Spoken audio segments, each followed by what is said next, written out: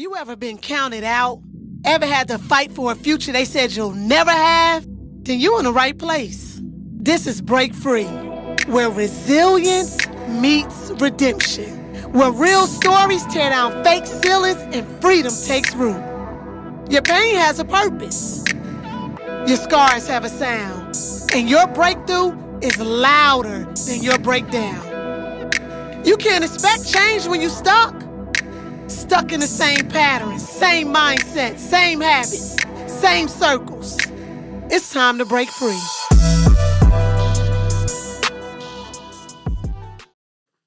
Hey, God's favorites. Welcome back to another great episode of Break Phree Podcast with your girl, Free. And today I have an amazing queen in the building with me, y'all. I'm so excited for you to hear her story. And I promise you're going to walk away with knowing that you too can survive. Y'all say hello to Mrs. Michele Elizabeth Williams. Hello, everyone. How are you? Hi, how are you today? I'm good. How are you? Thank you so much for coming to share. Thank you for your willingness to share your testimony and to help our audience break free. Thank you. Thank you for having me. I appreciate it. Yeah, I'm excited. I'm excited for us to get into your story. I believe that there are so many women that hold so many things inside and just don't know how to release it, or sometimes they're just embarrassed about it. So I'm just excited for you to share your journey, and I know it will encourage others to share theirs. Yes. And I want to talk about your story. Okay. What is your earliest memory of realizing that your childhood was different from other women's childhood, from other kids? So probably about 4 and 5 years old when I started being sexually molested. I knew something was wrong then. And I also knew something was wrong when the babysitter came and sat on me, and she had slapped me. She told me to shut up. And she told me if I told my mother that, she would slap me again. But in the back of my mind, if I told my mother, it wouldn't happen again. She wouldn't do it again. Yeah. So she sat on me. She covered my nose. She covered my mouth. I couldn't breathe. And at that point, I knew something was wrong. I was gasping for air. Something was wrong. But I did tell my mom, and she never did it again. How at such a young age, because that happened when you were under 5, if my memory serves me correct. And how did you know at 4 years old to tell your mom, like not to listen to the adult who was telling you, like, don't tell your mother because I'm going to do it again? Maybe it was just a natural instinct of knowing that I wasn't a fish. I couldn't breathe. You couldn't breathe. And, when she did that to me, she said, you better not tell your mother. Something inside of me told me, you better tell your mother. So I think it was just that natural instinct of not being able to breathe and not being able to tell your mother. When did you first understand, like, the abuse wasn't your fault?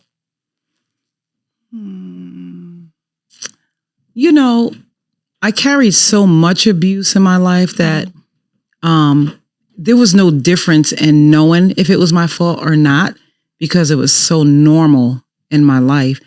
I think I realized when I got older, when I was able to make the choice to stop allowing people to abuse me. And do you feel like from you being abused at such a young age, do you feel like that just became like the norm to allow people to just do whatever to you? There was something inside of me that always knew that there was better. And that was by watching like something like the Brady Bunch. Because I would watch like this perfect marriage, and the children go to school and they'd come home and they'd be fed properly. They were hugged, they were loved. So even though I was going through this normal abuse in my life, I would see something different when I was watching the Brady Bunch. Because after the babysitter, then came the neighbor. And the neighbor, he actually molested you outside. And I read in the book how you were saying you thank God for your brother. So this is my brother that passed away. I was 6, he was 7.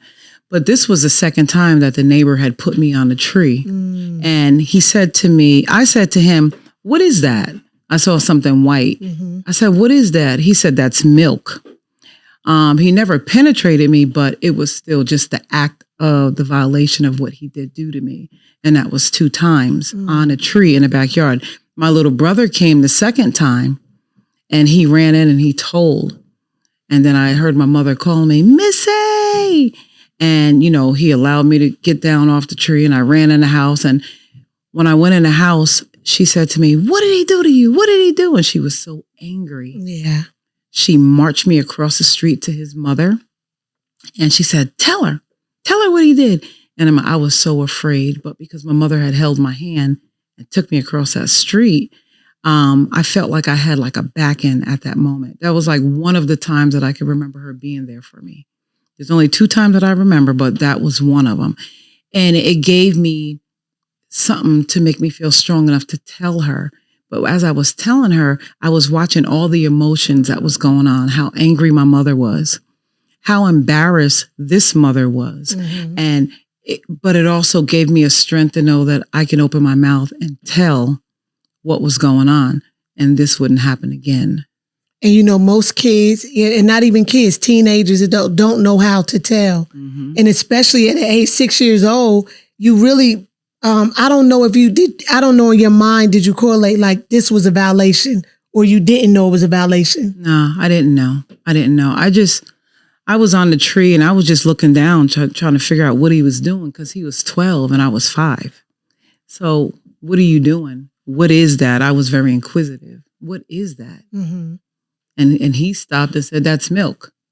But in my mind, the commercials, milk does the body good. Yeah. This is not doing my body good. It made my mother very angry. Mm-hmm. It made your mother hold her head in shame.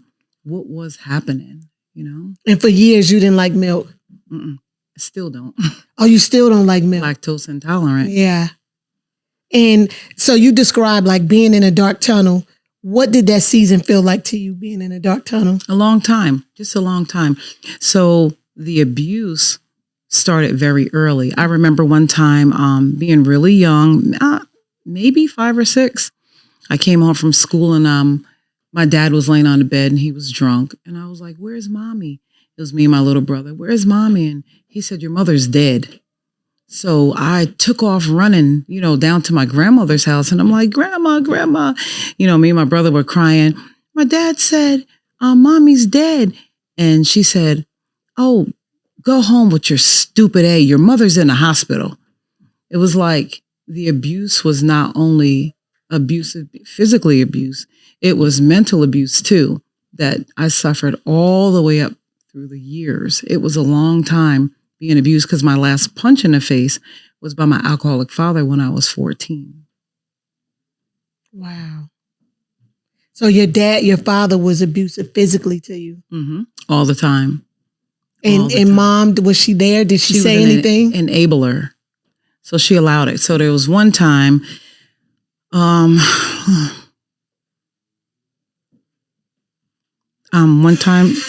time I was being beat so bad by him. He came up, he said, "I owe you a whooping." So he came upstairs and he just kept hitting me and he kept hitting me and he kept hitting me.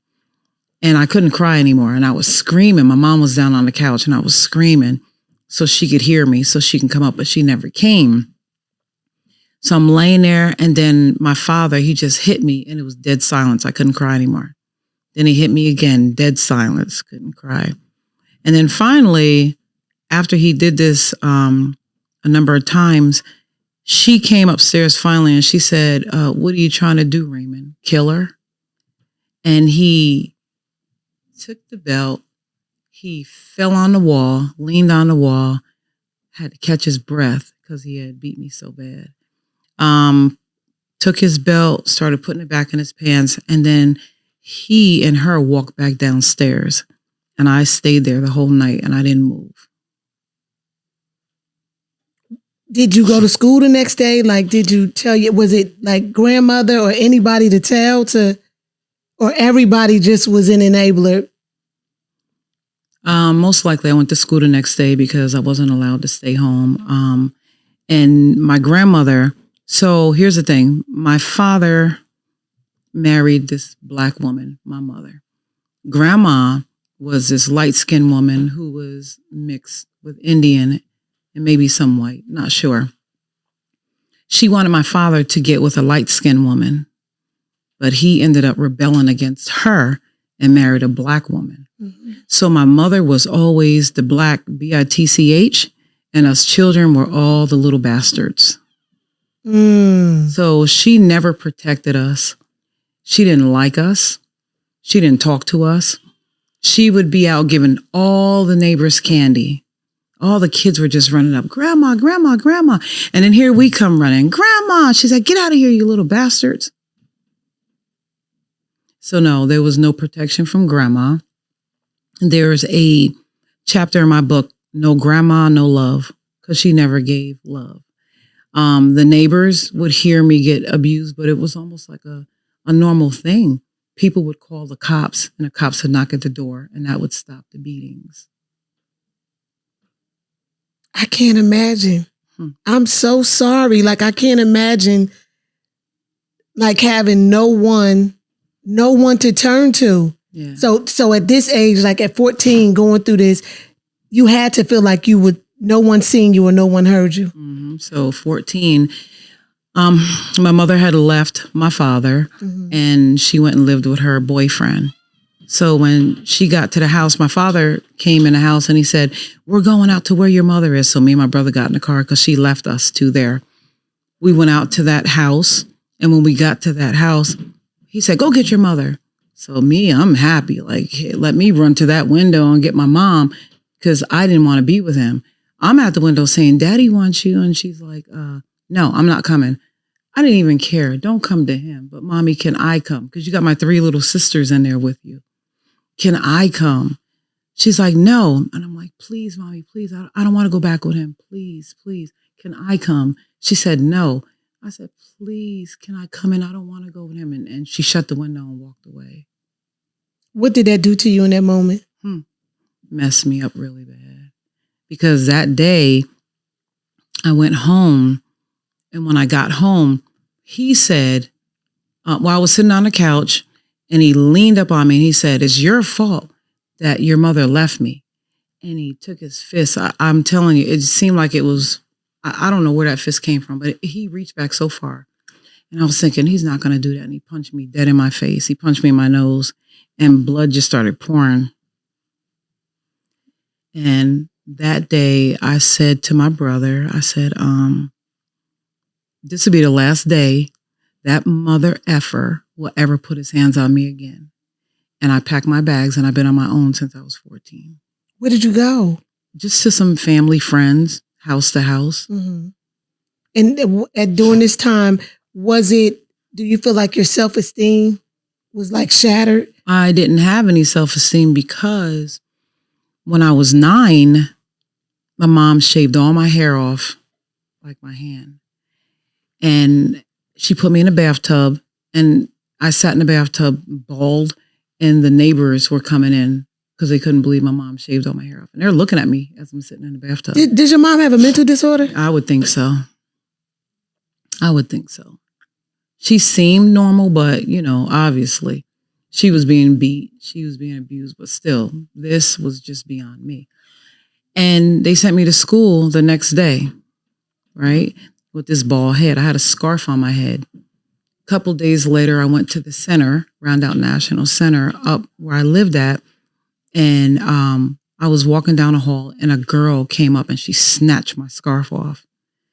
And there was like a janitor closet. I stood in the closet. I stepped back and stood in the closet because now I was ashamed.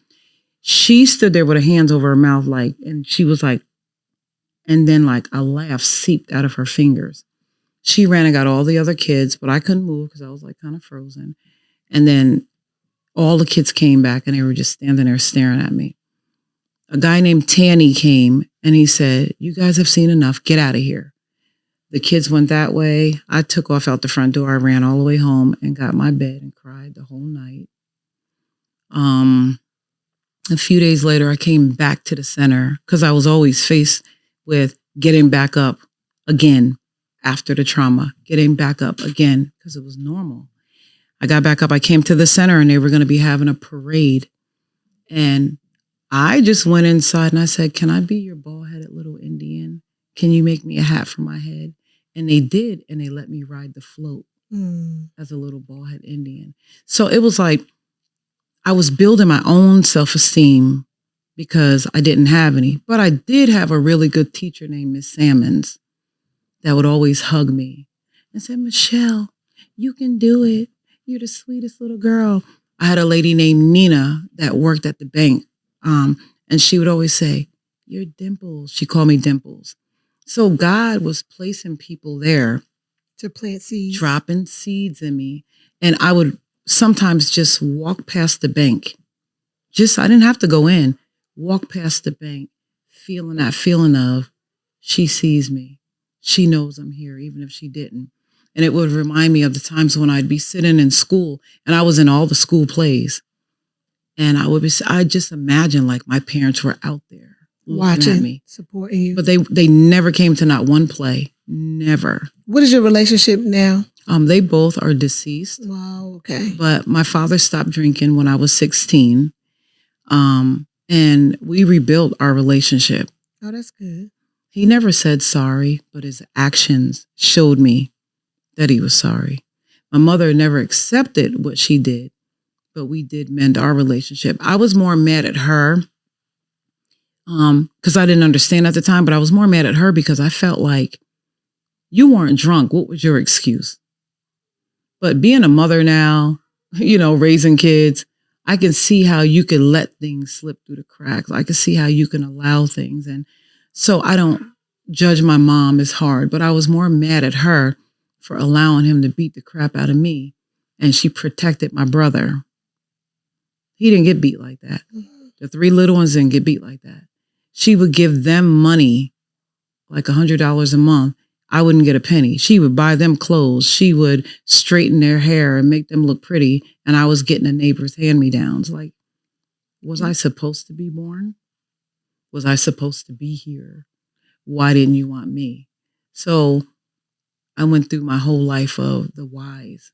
Why wasn't I good enough? Why didn't I have a grandmother? Why didn't my mother care for me?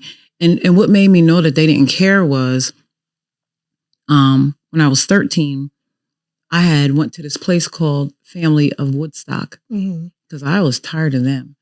This is before I left. And then when I came back to the house, my father and my mother came out the bedroom and he had his arm around her. He was like, tell her, Ruthie, tell her how we was just talking about her. Tell her. And my mom didn't say anything. She just kind of like looked like, oh God, I know you're not going to say this, Raymond, are you? He said, tell her how we was just talking about her. Tell her how we was just saying how much we hate her and how much we wish she wasn't born. Now you would think that would put a knife in my heart, but I just looked at both of them like, and shook my head and walked away. Wow. You said everything shifted when you called on the name of Jesus. Mm-hmm. Tell us about that moment. Like what happened in that moment? So at 16, I started going to this church over in Poughkeepsie. And it was like there was something inside of me. It was rage. It was just anger. And when I got in the presence of God, it was just like when I got to the service, something would hit me and I would just start screaming. It was like something inside of me just screaming and screaming. And the people was turning around in the church looking at me like, what is wrong with her? Now, today's world, when I hear somebody screaming in the service, I think, it's a deliverance. It's like it's something is happening. So I'm in the church. I'm screaming. They're turning around looking at me, but I'm jumping in one spot. And it's just like my voice is finally being heard by God. Not even people, just by God. It was like he was cleansing me. He was pulling it. And then I didn't go to church. I went to church 13 years old. They sent me to this little Baptist church and the pastor told me, I want you to be my secretary. And I was so excited because somebody really wanted me. Dude got me in a room and tried to kiss me. I knew you was about to say that. Yep. Tried to kiss me. And I leaned all the way back. I leaned back. He was ugly too. Just ugly. And and this big old tongue coming like, and I'm just like, ew. I leaned all the way back. And when that happened, I said, no. The door opened. Someone was coming in. I was leaning backwards. I took off and darted out that door. And I never went back to that church. I did not know who God was. Mm-hmm. The only way I know who God was is when it was raining and it was thundering and it was storming. And my father would stand at the front door with his hands behind his back, clouds outside, just, and and we're laying on the floor, turn off all the lights, you know, and he's standing there talking about, and God's going to come back one day and he's going to get his people. And I'm thinking, God's going to kill us? You know? Yeah. That's how I know who God was. Mm-hmm. So one day my mom said to me, I couldn't breathe. I had a really bad left sinus and it would cut my breath off. And I would be like, and one day I was like, Mom, I can't breathe. She was like, you better go read that Bible. I ran out the door to my friend's house. I almost passed out on her floor. Her and the mother, they took me to the hospital. My mom never took me. Later on, when that happened again, I remember her saying, you better read that Bible. Mm-hmm. I took the Bible when I couldn't breathe and I closed my eyes and I laid it on me. And when I laid it on me, immediately, it was like it cleared up. And God was healing me without me even knowing who he was. Mm. And he was showing me that I'm your rock. I used to go pick up a rock outside and I would say to the rock, would you be my friend? Can you help me today? I had to walk to the store at 9 years old and I had to make the choice. Do I go to this store to the left or do I go this one to the right? I was making my own decisions at 9. I would pick up the rock and I say, Rock, you want to walk with me so I don't have to walk alone? Not knowing that Jesus was the rock of my salvation. Right. You know? Right. But when I found him and I was able to release everything that was pent up in me, he started showing me stuff. He started giving me visions. And it was like, I know this might sound crazy, but it would feel like their hand was on me, tickling me, touching me on the shoulder. It was like I literally felt the hand of God on me. And it felt like no one has ever touched my soul, in that way, touched my life that way. And I'm like, who is this? What is this? And it made me dig deeper into the Bible. And when I did, it was like he just started revealing all these things to me. Then he started showing me beautiful things. And it was like he was teaching me, like he was Psalms 27, when your father and your mother forsake you, then the Lord will take you up. It was God. He literally took me up and he took me as his child, like Abba Father. Like he really literally adopted me and he started showing me stuff. So he took the place of the parents that I did not have. And that's why today, no one, I don't care what no one says, no one could ever say God is not real. He don't do this. He don't do that. Look to a different God. No, you don't know the God that I know. I know that's right. Because where I was at, like I said, most people get 6 foot under. He had to go beyond the grave, under the 6 foot and come all the way down. And he literally had to dig for me. God himself had to find me. That's how deep I was down in that darkness, in that tunnel. I couldn't see my way out. There was no way out. There was nobody to love me. And when I did finally run into the arms of a man, he was a crackhead. And he was cheating with all these different people. And he didn't love me. But God did. Yeah, but God loved me. So that's what I say about God. How would you say faith rebuild what trauma tried to destroy? Listen, all I can say is, if it wasn't for Jesus, if it wasn't for my faith, man, you would not have the Michele you have today. You'd have probably some type of vigilante. The people on the street probably wouldn't have nothing on me. I'd be one of the worst, cruelest people because it's either kindness or the grave.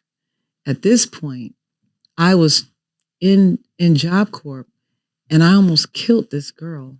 And it was like, I almost killed this boy at school. I had my hands locked to his neck and the girl in Job Corps. But at school, I had my hands around this boy's neck. And I had this hand choking him and this hand beating him. And as I was beating him, this thing had told me before I got into this fight with him, if you stay with me, you'll never lose a fight. I said, what is your name? He said, Rage. And I said, wow. I'm just thinking because every time I fought, no lie, something real big would come over my back. Like it felt like this thing would surround me and I was wailing on men. I was picking up grown men, beating grown men in the street. And I just had this supernatural strength. Like, where did this come from? But he said, if you stay with me, you'll never lose a fight. I gripped that boy's neck and I was beating him. And as I was beating him, his eyes was rolling back. Foam was coming out of his mouth. My hand was locked on his neck. And the normal part of me said, let him go. Let him go. But that other side, right, would not let him go. And I just kept punching. 5 guys, 5 teachers was trying to pull me off. The librarian, I felt her. She was kicking me. Get off of him. They're trying to get me off. Do you know? I had to call. I said, Jesus, help me. And my hand released him. When my hand released him, the guy was like, trying to get his breath. The guys were still trying to pull me off. And I took my arms and swung back and all of them went flying. And it was like, this demon was so big inside of me. And it's because as I grew as a child, with the pain, with the rejection, with the hurt, with the beatings, not being able to speak, taking all this stuff, it was all just sitting inside of me. And as rage was in there, he was growing with me. And as I grew, he grew. And it was either God had to come in and cut him off, or I was going to be in prison for doing something that I had no business doing with no remorse. How do you stay spiritually grounded today? Like, how do you do it today? It's easy. Him. It's him. There's a song that says, I know I've been changed. I know, I looked at my hands looked new. Looked at my feet. I looked at my feet. And they were too. They were too. Yeah. It's like my soul is different because of him. I remember the day when I said to God, I said, if you help me forgive my parents, I'll serve you. And when I gave my life to him, literally, it was like this. It wasn't even my decision to serve him was a decision, but his power changed me and made me different. And I know I'm just so new. Now, let me tell you, that spirit is still in me. I mean, I can imagine. Yeah, I can imagine. It can still rise up, but you really have to take me there. And it would take me some time to really get there. And even if I did go somewhere near there, I have the ability to pull back because I have him. There's a conviction inside of me. But don't play with it. I know that's. I always tell them to see a Christian don't stand for coward. It ain't that I can and I won't. I'm just redeemed. Yeah. So you said in the book that you didn't recognize yourself after God changed you. Who is Michele today? Oh man, I think I'm really a good version of what God can do with someone who the devil had a plan for to kill. Hallelujah. And what part of the healing process surprised you the most? That I love. I have this capability of loving beyond people's faults. And I let them go, not only the extra mile, but the extra 13 miles. Like I have that in me. To forgive. Yeah. And where does that come from? Where does that come from when, as a child, whatever I did was never forgiven? Where does that come from? Only God can do that. Right. And why do I smile? And why is my smile so bright? And why, when people see me, they don't see what I've been through. I don't look anything like what I've been through. When they see me, they say, oh, you look like you could have been a daddy's girl. You could have been like they didn't know I was a daddy's girl. Yeah, a real daddy's girl. Right. Yeah. So. Yeah. And what did learning to receive love look like for you? So it's funny because trying to find love, I got into a couple of relationships and that love was real raggedy. It was raggedy, but it looked like what I had grown up with and those types of things. Mm-hmm. But when I actually put everything in God's hands for real, I went to God and I don't know how long I got, but I gotta tell you this. Is that okay? No, yeah, you got time. Go ahead. So one day I was talking to this guy and he was just doing all kind of dirt. And I was brokenhearted and I ran in the house and I was thanking God my children were not home. And I ran in the house and I went upstairs and I was in front of a mirror. I fell in front of the mirror and I cried my eyes out for about 45 minutes. And I said, God, take these emotions because I can't handle them. I said, please take them. And I got up off that floor after 45 minutes and I went and I got in the shower and I felt empowered. But I said, God, I said, I want you to take every illegal spirit that has attached itself to me and I want you to get it away from me. And I took the soap and I started soaping my body up. And I was looking at the soap and I was watching as the water washed it all going down the drain. And I was just imagining that was the first guy that touched me, the second guy that touched me, the punches in the face, the disrespect, all of these things. I just said, all these illegal spirits that have attached themselves to me, I want them to go down the drain. I got out that shower and I felt so clean. I felt like something happened. I went downstairs in front of another mirror and I had a towel wrapped around me and I said, God, I looked up, I said, you made Eve for Adam. Now please make my husband for me.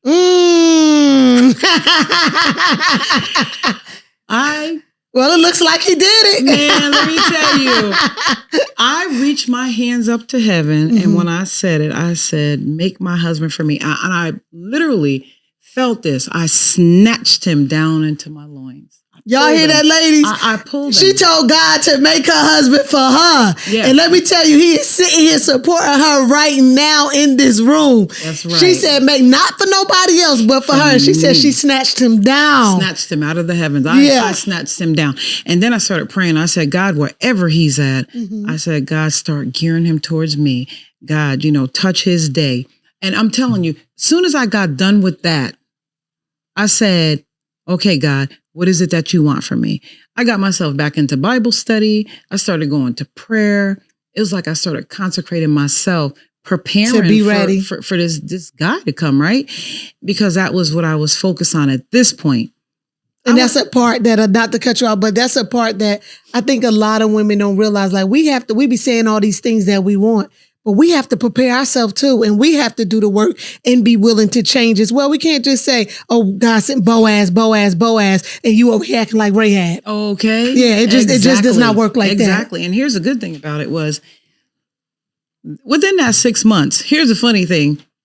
Guys were coming at me. I'm talking about even men riding on bicycles. Hey, babe, gonna take you for a date. I'm like, man, now you know you ain't got no chance. I'm on the bike. But it was like guys were coming out of the woodwork asking me for a date. But while this was going on, there was a guy that I thought that I was attached to, but I cleaned that up. For those 6 months, I didn't give him like too much of the time of day. I was cleaning my whole mental state up, just clearing myself, like letting him go. And he was like, oh, doing what he was doing, thinking everything was okay, until he found out one day. I was in prayer. It was like a Friday, and it was like, I went to Friday night prayer. My pastor said, is there anything anybody wants to have prayer for? Is there any special request? I said, yes, I'm ready for my husband. Now, this was about 6 months later. I said, I'm ready for my husband now, because I had really worked on myself. Man, when I said that, she started speaking in tongues. Something hit Brother Frank in the stomach. He took off running around the church. I looked around. I saw him. I saw her. And I just started crying. I knew there was like a connection. Us three. We were the only three in church. When that happened, 2 weeks later, he walked in the church. And do you know what he said to me? What? Girl, if I knew you could sing like that, I'd marry you today. That was your sign. That was it. I went up the stairs after that. My pastor said, I don't know how this is going to happen, but that down there, that's your husband. And I'm thinking like, what? Really? Like, oh, okay. 8 months later, he proposed. 4 months later, we were married, and we are 21 years now into Praise this thing. God. Praise God. That is so dope. Praise God. With Praise no God. arguments. We don't argue. We talk about everything. People were like, oh, you don't argue? No, everything is a conversation. And I always say this to anybody. It's not what you say, it's how you say it. And because of how I was raised with all the screaming and the hollering and glass being broken in the middle of the night and all that stuff that startled. I didn't want that for my life. Yeah. So everything is a conversation. It's not an argument. We talk about everything. Oh, I need to take some pointers. I could do better in that area. The hard things. We talk about the hard things. And the thing for me was, sometimes because I was told what goes on in this house stays in this house. There was things, if it bothered me, I didn't know how to say it to him. But text did. Wow. I would text it. And then if I was angry about something that I didn't like, I would text it and then I hit delete. Because I was able to get it out and then write them back in a better way. And then sometimes we'd be riding in the same car and I didn't know how to say what I needed to say. And then his phone would be like, bing. And then he'd read it like, I'm right here. Yeah. He'd read it, but that was my language to him. Right. We talk, even if we didn't talk, we still talk. And then he'll say, oh, I didn't know, da da da da da. But that was my way because we could hold things in and never get our point across. But I learned how to communicate even without saying the words. I had to learn how to communicate because I was locked. And the reason why I was locked, this is where I got locked. My mom beat me with an extension cord and I went to school and I told Nurse Johnson. And Nurse Johnson brought me home. And she said, your daughter said that you beat her with an extension cord. And she said, no, I didn't. My mom lied so good, she made me believe the lie. And she just beat me that morning. I was thinking, did she? But then she called my father and she said, Raymond, Missy went to the school and said that, you beat her with an extension cord and they don't want you in the house. And I was like, well, honestly, I don't care. Good, don't be in the house. But 2 weeks later, he was back in the house. He beat the brakes off of me. And when he did that, I learned to put a zipper on my lip. I didn't tell anything anymore. So at 21, because I couldn't tell anything, or 20, I had a nervous breakdown. Yeah, I was sitting in the hospital. And my mind took a shift. As I was sitting there, I saw my mind in a block, in a square. And as I was sitting there, I saw it like leave. And as it was moving, I said, God, please don't let me lose my mind. And it stopped. It stayed right there. So when a doctor was coming in the room to see me, I would turn my head to the side, looking through the box. Over in the corner, sitting on the floor, looking through the box as he's talking to me. So I'm having a conversation with him. As he's talking to me, I'm looking in the box because that's where he was at, in the box. I couldn't see him in front of me. And for 3 days, my mind sat in a box to the side of me. And after the third day, I went to the phone. I called my kid's father and I was talking to him. And as I was talking to him, I said, what are you doing? He said, getting high.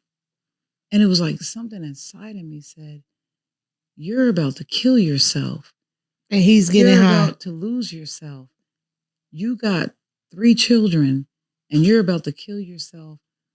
And it wasn't just that, it was around Christmas time, which I had another trigger from Christmas. But his father and him and his brother, all 3 of them was on crack cocaine and they were living in the house. They sold the VCR. They sold the food out the freezer. They sold the TV. The tree was sitting over there, no presents. My kids had nothing. And I already had a trigger from when I was a little girl where everybody in the house got presents. Except for you. And I sat on the steps waiting for a present and never got a thing. So when that happened, it triggered me. I was sitting in my class. The class was called First Step. And I was sitting there and I just was crying. I could not stop. Just crying. Went to the hospital and I had a nervous breakdown. My whole insides were shaking. My hands were shaking. Everything was shaking. I had no control over nothing. Mm-hmm.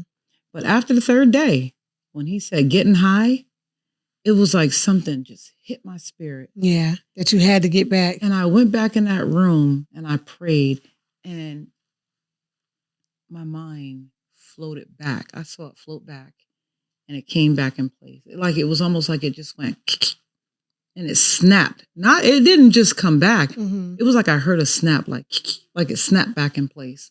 Wow. And I came out and took care of my children and I been responsible, and now I have really good girls. Nobody ever told me, right? Mm-hmm. What inspired the name? Nobody ever told me. You know, most people are born.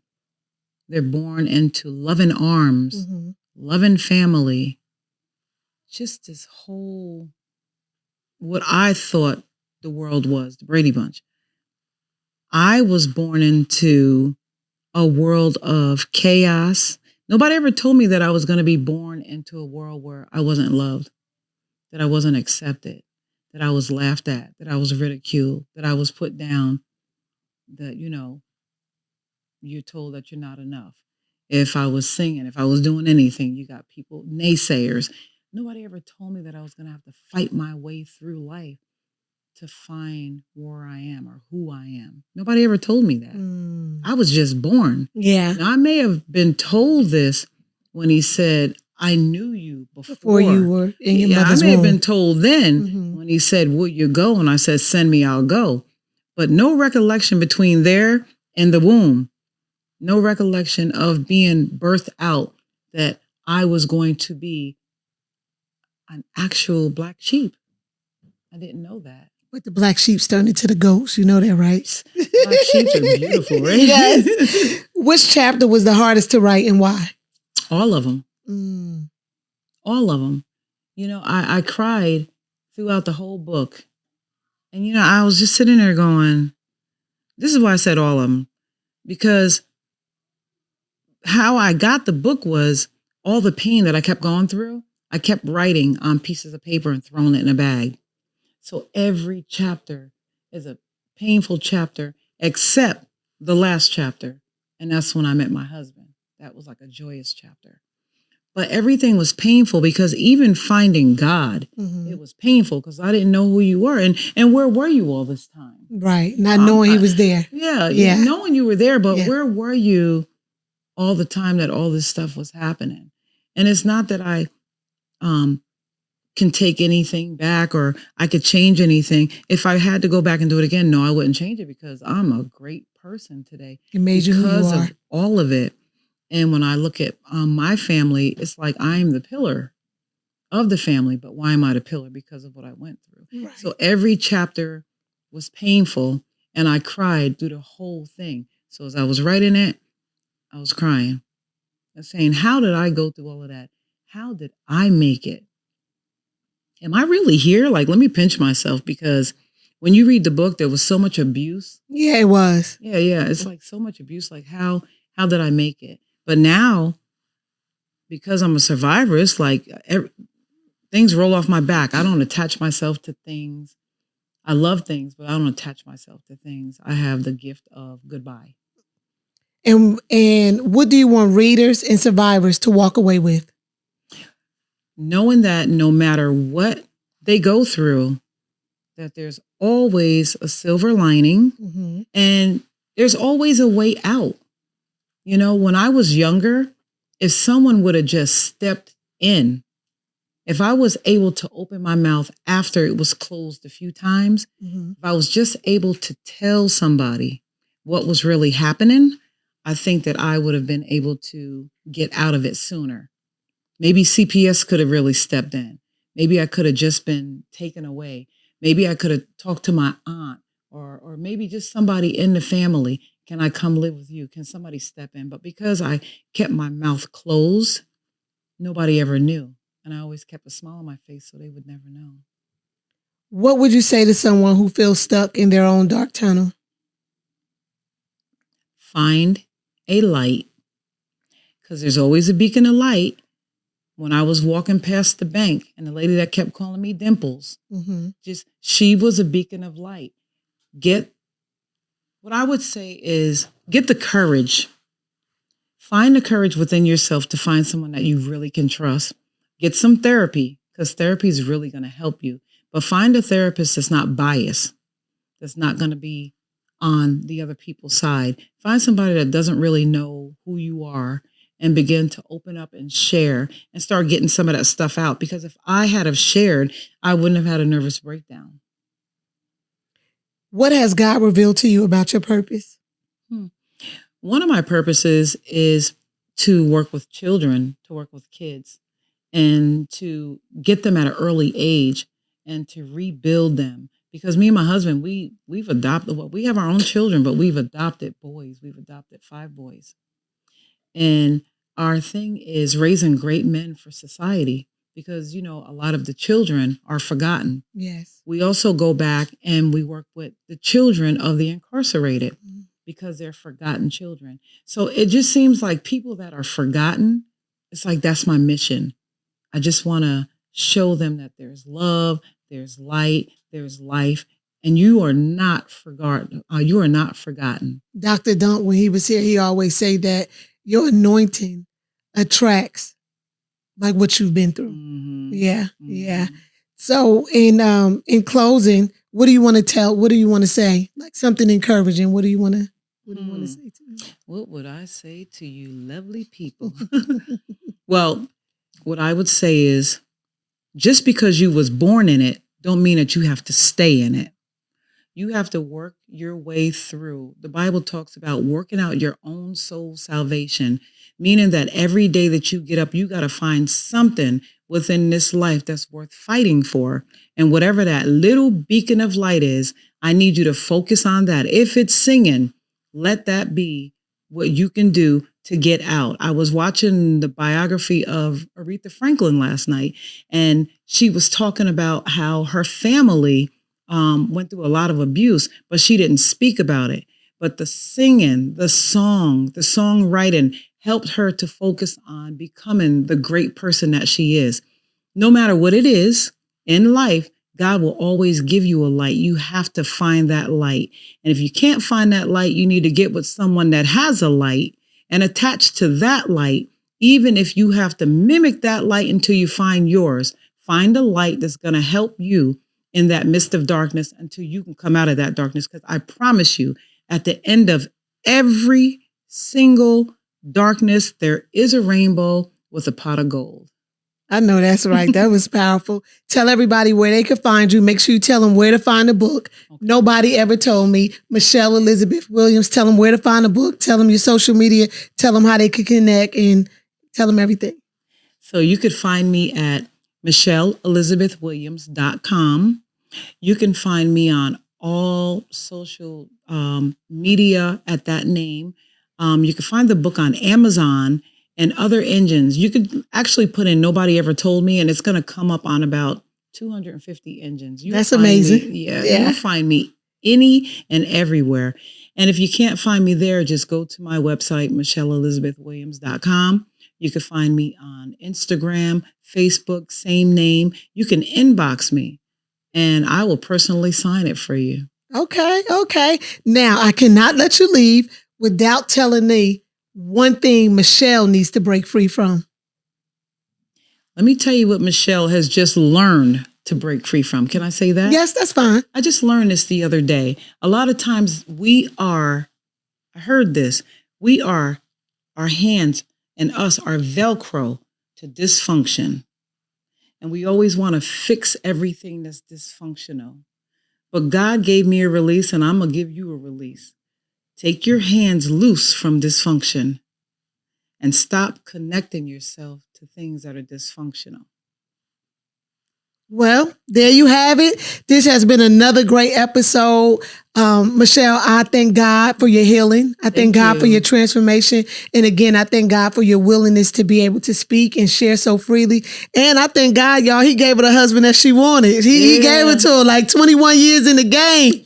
He gave them to her. So I just thank you again. Thank you, everybody. Y'all already know it's always delusion until they see it happen. I'll see you next time.